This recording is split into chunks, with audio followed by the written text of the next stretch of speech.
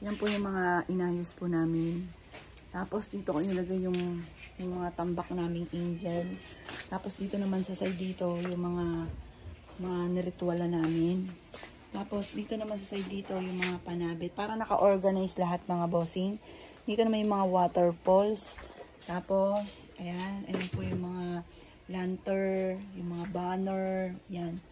Tapos ito po yung mga stock po namin. Yan, tambak-tambak po siya. Tapos, dito na po tayo sa kabilang bahay. Ito po yun, yung kabilang bahay. Yan, magsasarado tayo ng mga ilaw. Yan, pati yung sa gate. Tapos, ito yung yung anak ko pong panganay, walang hilig po yun sa mga pets. Yan, sa mga isda, sa mga pusa. Wala po siyang kahilig-hilig po dyan. Ang hilig po niya, mga milk pot. Eto, dumami na po sila ng dumami. Yan. Pero sa mga may gusto pumupunta dito. Yan. Oh, akala pa kakainin. Yan yung mga pusa po namin. Oh. Yan po. Pero mamaya ko na sila pakakainin. I-off ko muna ang mga ilaw, mga bossing. Tapos tara na po dito. Nakasalamin po talaga ako. Tinatanggal ko lang. Kasi lahat kami nakasalamin mga bossing. Kaya para maiba-iba naman ako nagtatanggal ng salamin. Pero pag nag-e-edit ako, sasalamin po talaga ako kasi masakit na yung ulo ko sa pag-iyak. Hindi ko alam kung malabo na yung mata ko.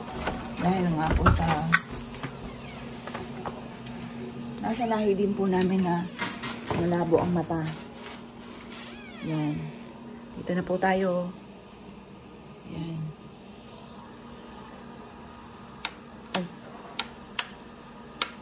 Yan. Off na natin. Yan. Ito po, ma-share ko lang. Marami po mga pumupunta dito na napapaniginipan nila si Jovelyn. Kaya hinahayaan ko lang po na punta sila dito pag gusto nila. Sabi, namimiss daw po nila si Jovelyn. Napapaniginipan daw po nila kung pwede ka pong pumunta. Sabi ko, sige, punta lang kayo. Yan. Marami po mga nagpaparamdam sa kanila. Yan, off na natin to. Yan. Ito po, dito yung kanyang pinaka-switch. Switch doon. Yan, papakita ko po kaya ako sinasabi. Yan, off na. Dito siya sa side dyan. Ngayon po mga bossing, kapon nagtatalo po kami. Kasi, hindi namin alam kung paano po nangyari yun. Kasi, eto po, kung mapapansin ninyo, yan pong Christmas tree niya, yung kinabit ang magjowa, nandyan po yan sa gitna. Taklob po yung switch. Pero, umurong po siya doon kung makikita nyo. Tapos, kita na po yung switch. Gumalaw po siya. Ayan po yan. Diba, ako po ay may shinare na video na sila po ay, yun nga po, ay nagkakabit ng Christmas tree. Ngayon po, nagtataka po kami at nagtatalo kami. Kasi ako lang naman talaga ang pumapasok dito at natatakot nga po sila. Ayan, kinikilabutan ako. Pero okay lang din. Dahil daw natatakot dahil anak ko po siya. Mahal na mahal ko yan. Sa ganyang kagandang babae, matatakot ba ako? Hindi ako matatakot. Pero syempre, iba po sila. Tapos matatakotin. Kahit mister ko matatakotin. Ayun, pati anak kong bunso. Pero ako, gusto ko pa nga po ay makita ko po siya. Yun, ang mga nanay, gano'n naman talaga.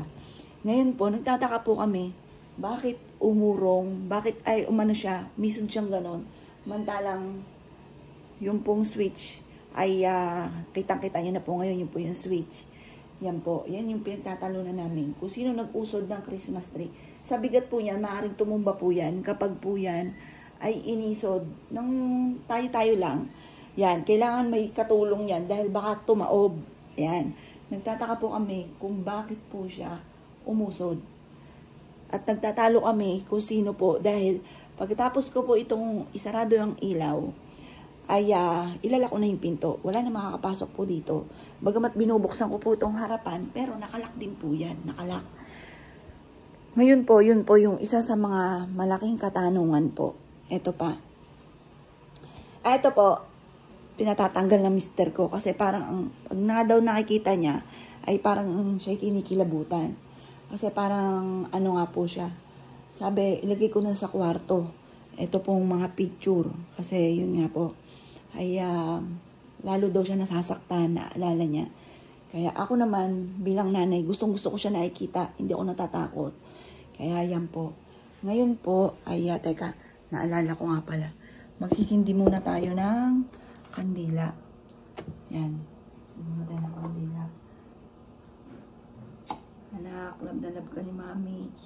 Umakit ka na sa langit, maging happy ka dyan. Kaya Papa Jesus na, mahal na Birhen, mahal na Santo Niño, ang bahala sa'yo. Anak, love na love ka ni Mami.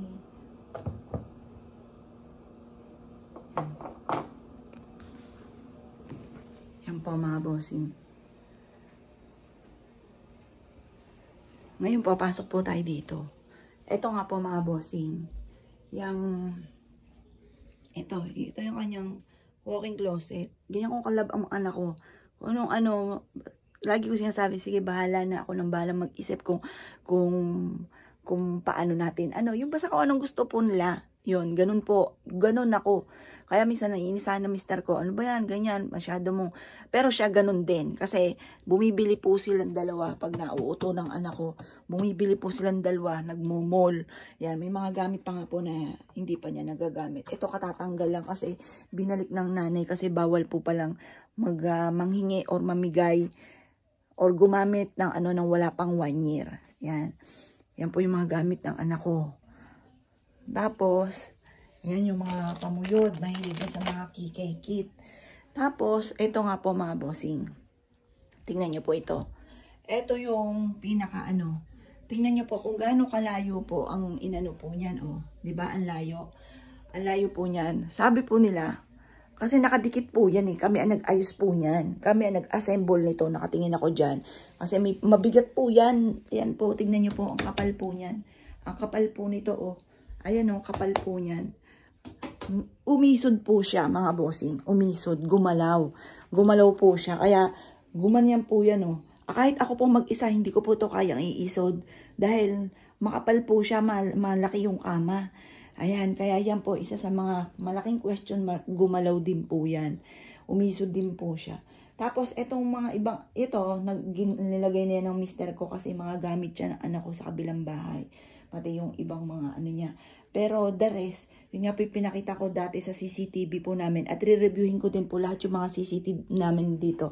Dahil meron po kami CCTV dito. Ayan po, may CCTV po kami dito. Pero doon sa kanyang pagpapalit ng damit, wala. Pero dito, meron. Para kasi, minsan, natawagin ko yung anak ko, titignan ko sa CCTV, kung nandito sa kwarto, ganon. Ayun po, kaya meron dyan siyang CCTV. Re-reviewin po namin dyan. Kung ano yung mga pinaggagawa po niya, ng mga yun. Or, yun nga po yung paggalaw nga po nito. Yun.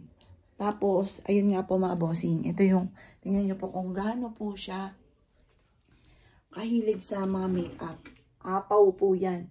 Yan. Marami rin po akong mga naitapo na hindi ko alam dahil naglagpakan po sila mga bossing. Eto po ha. Nasa yung makeup. Ito. Ito yung may heart. Ay, teka. Huwag muna tayo dito kasi nga po. Malakas po itugtugan sa kabila. Yung mga sasalta sa radyo. Ayan. Kaya dito muna tayo. Baka tayo madali ng copyright. Ayun nga po. Soon, i-video ko po. Papakita ko sa inyo kung ano yung mga natuklasan ko naman na mga ino-order ng anak ko na hindi maganda sa kalusugan, mga bossing. Na napaano po kami mga pack, kung umorder pa po siya mga bossing ko sa mga online, yung mga pang-slim, ayan, yung mga chocolate pa, pang-slim, na pack po siyang ganyan na ilalagay lang sa rep tapos ready to drink na. Yung mga ganon. Na napakadami. Pati mga chocolate, mga bossing. Ayan, kaya papakita po sa inyo soon. Kaya lang, ang lakas ng tugtugan doon. Yan, so, ba na ilagay yung susi? Wala, nakalimutan ko na yun. Ayan po mga bossing, ilalako na siya. Pero mamaya, ayusin namin to. Kasi pinatatanggal ng mister ko. Natatakot daw siya. Uy, puta! Dati naman, natatakot naman ako eh. Ako biglang nagulantang eh. Ayan, mamaya po. Nakakatakot. Na yung mga biglaan doon. Pero hindi naman ako natatakot. Yung mga biglaang labas lang nila yun na nagugulat ako. Tapos yung po nga yung favorite na damit. Oo, ipiprame natin yan. Yung favorite na damit ng anak ko, na like ko, napapanaginipan na suot po niya, pero patay na po siya noon. Yung mukha po niya. Yan.